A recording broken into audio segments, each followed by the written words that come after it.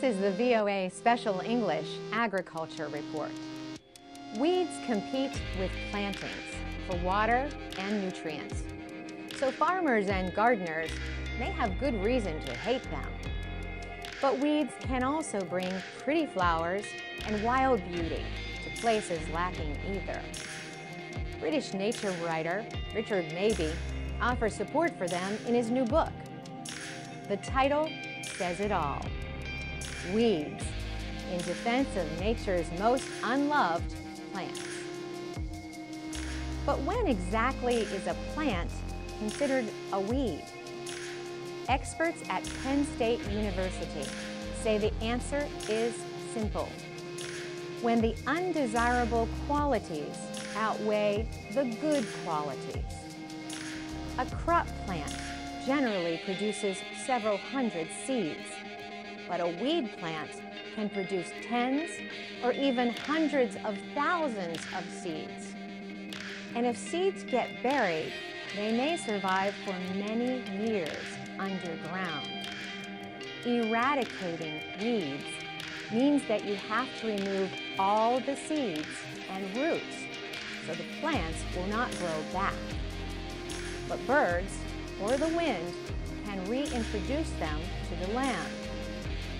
A more common way to deal with weeds is to control them enough so that the land can be used for planting. Experts advise using 2 or more control methods to deal with weeds.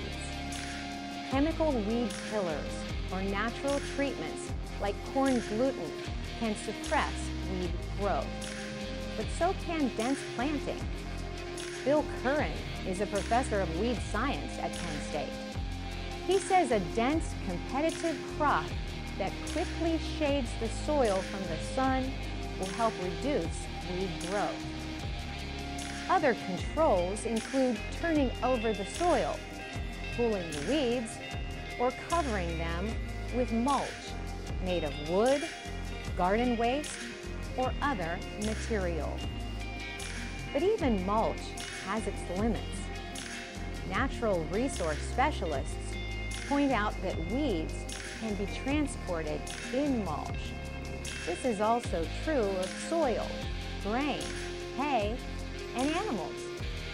Yet animals like sheep or goats eat weeds, so they can provide a biological control. Insects and other organisms can also act as biological controls. Preventing the spread of weeds is an important part of weed management. Farm vehicles should be kept out of areas with weeds.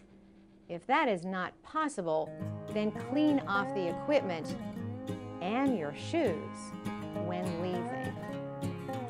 Some people burn weeds or bury them deep in the ground or make them into mulch.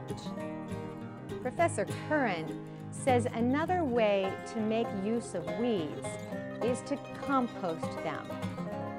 The process of making organically rich compost produces heat. This heat kills many, though not all, weed seeds. The same is true for seeds that pass through animals that graze on weeds. For VOA Special English, I'm Carolyn Presutti.